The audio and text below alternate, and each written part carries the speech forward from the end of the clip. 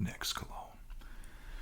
I'm playing around with my setup a little bit, so let me know if you like it. Let me know if you want to see my face. I feel like it's weird and awkward just having my hands down there, but what's the point of seeing my face when you're looking at that? I don't know. Just let me know. This is going to be a good one.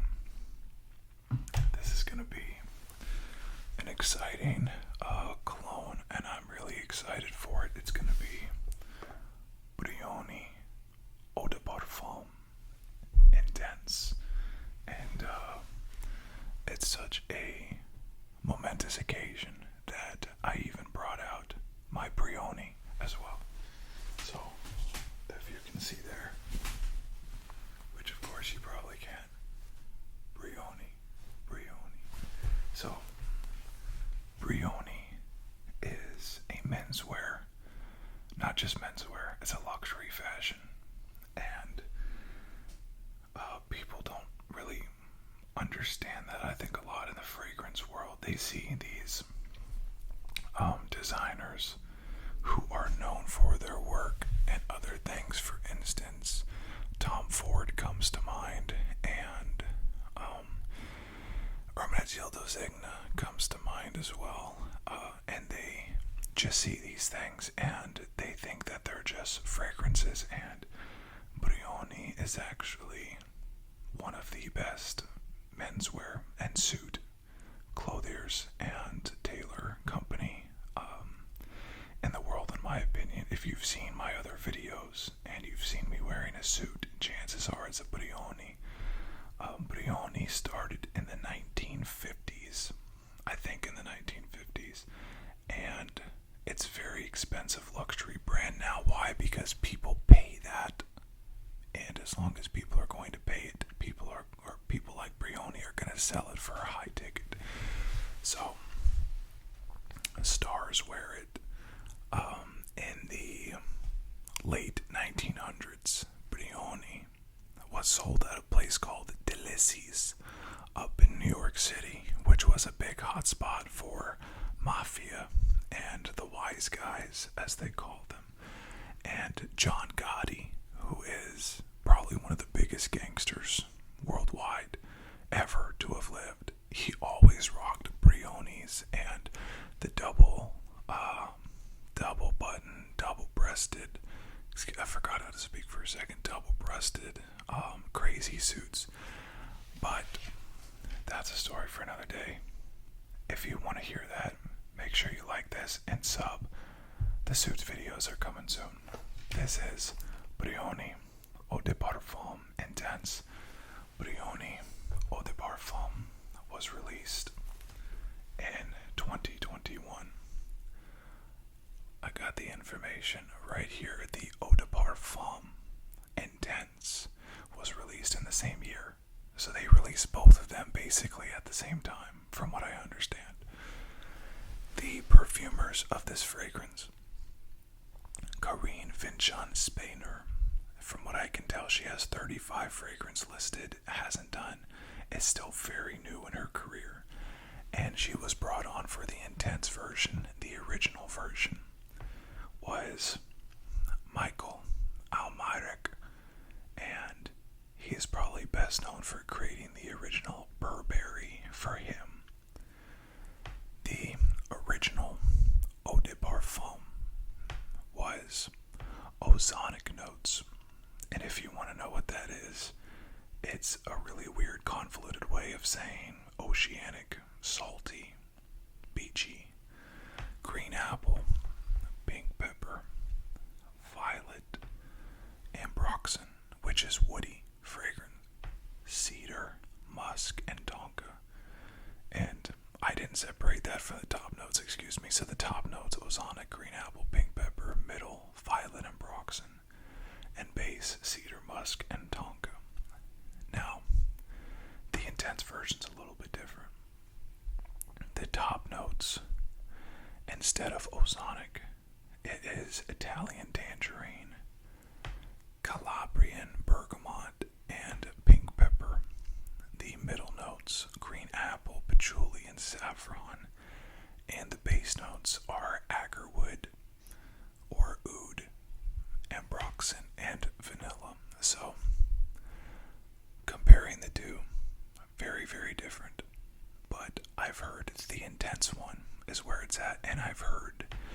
this particular fragrance is the one to get. And I've heard that it is an absolute sleeper in the fragrance world. We're going to find out. Let's unbox.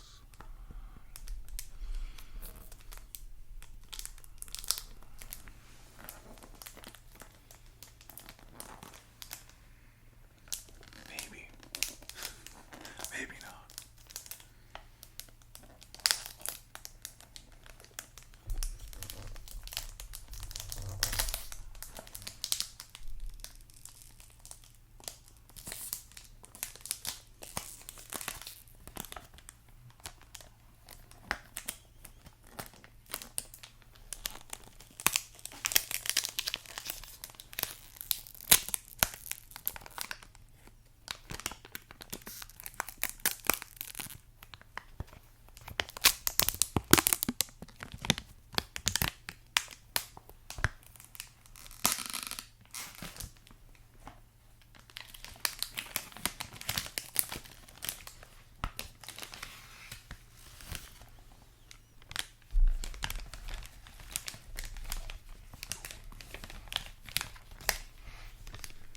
So, fairly plain packaging. It's black. That's about it. Eau de Parfum Intense. This is the 2-ounce version, and I picked this up for about $60. They also have the bigger version for $80 or $90. On the back, it says vegan with socially responsible ingredients, with natural alcohol, formula free from artificial coloring, with ingredients of natural origin and recyclable packaging.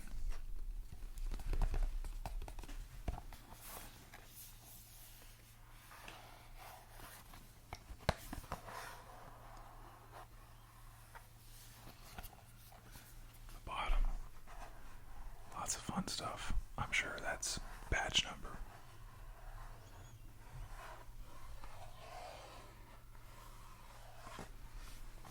This little Brioni logo is just like, now this is a little bit different because this one particular maker's mark or tag, whatever you want to call it, is for Neiman Marcus, so it's a little bit different, but this is designed to look just like their suit logo that they put on as the maker's mark. And also, you can't see it, but on the lining, there's the Brioni, and it's very specific as far as what it is, the text and the font that they use. So, my biggest concern with this cologne is the pink pepper, because I really am not a fan of pink pepper. Pink pepper is a top note of Bleu de Chanel, and the first time that I sprayed Bleu de Chanel, the Eau de Parfum, I smelled the pink pepper and I said, heck no. I said, this is what people are raving about. No, it ain't happening. But it passes quick and it's tolerable. I'll leave it at that. Suffice it to say, of course, too, that just because I don't like the pink pepper doesn't mean nobody likes pink pepper. Maybe I'm weird. Maybe I'm the one guy on earth that doesn't like pink pepper.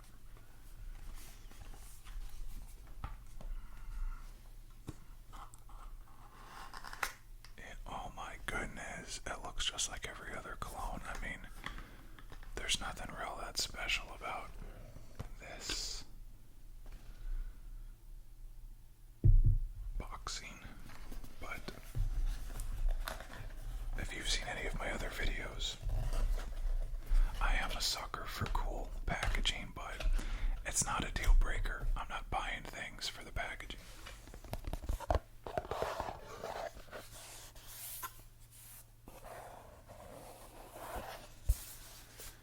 Okay. Very simple.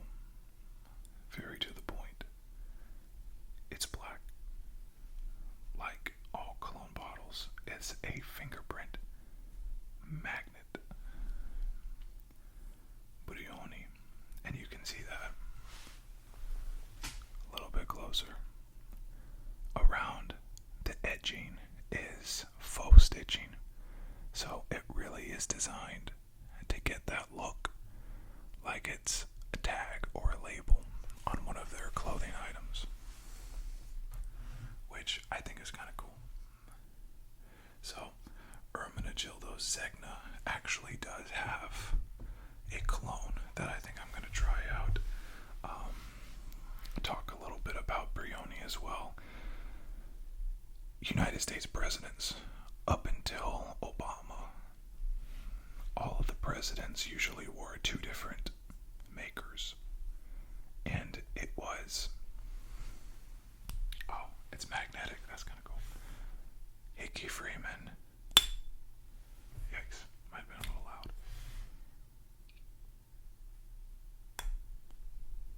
And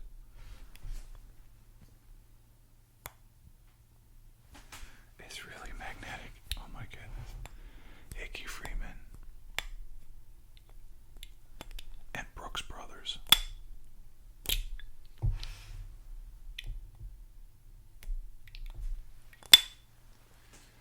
Goodness, I don't know if that's good or not. When Obama got into office, he started wearing, or he was wearing, a suit by Hart Schaffner and Marks. It's non-canvassed, cheap, single, vented, and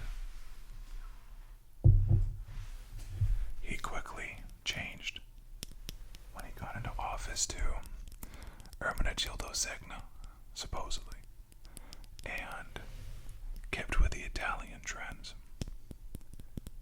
When Trump came into office, he brought Brioni. That is Trump's brand, and that is Brioni has an executive collection, and a lot of world leaders and presidents wear Brioni executive, which those suits probably cost around $12,000 to $15,000. So, enough talking about Brioni. If you want to see that, I'll come out with another video in the future about that. Let's spray this guy.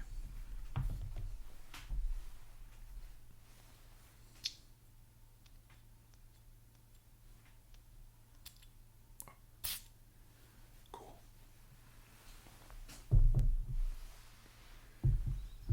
Wow. Okay, that is like being punched in the face by a giant tangerine. That is so heavy on the tangerine. Oh my goodness. It's hard to get past that.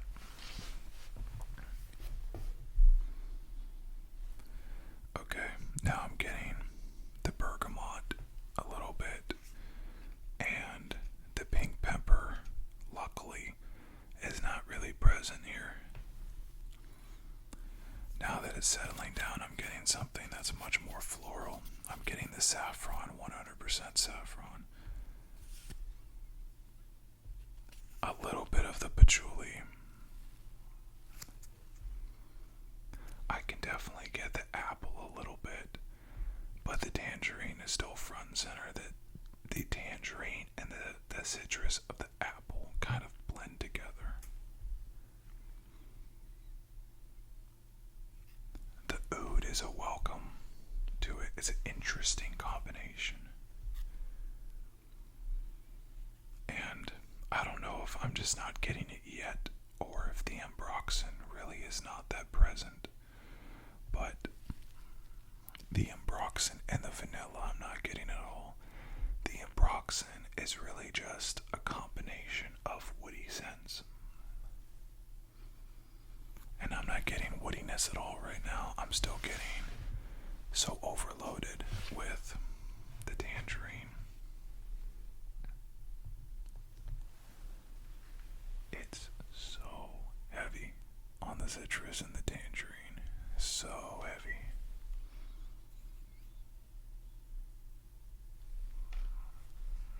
I don't know what cologne that I've had or I've smelled that has a heavy tangerine bergamot apple combo, but it's definitely taking me back and reminding me of another cologne that I've tried, but I can't put my finger on it. It's bringing me back to a memory of like driving around in a car. Somebody I was with, I guess, wore something that was like this. It's really interesting. What I like about it is no one can say, oh, Brioni was does that smell like? Oh, it smells like Chanel. Oh, it smells like Valentino. Oh, it smells like Yves Saint Laurent.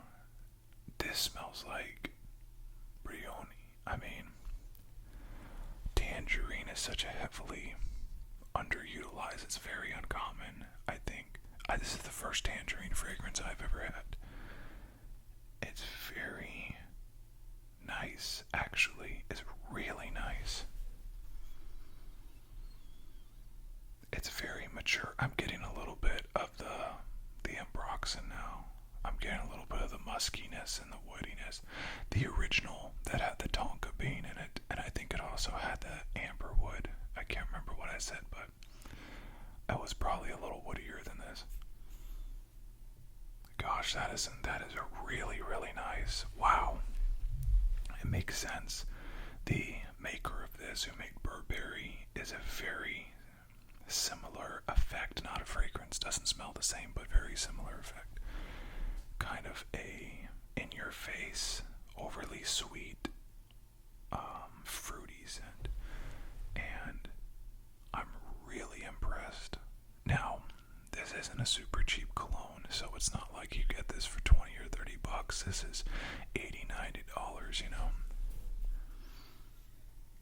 But I can almost guarantee you that if you wear this out and you're looking for a new signature scent that's unique, this is a really good cologne. I'm really impressed with this.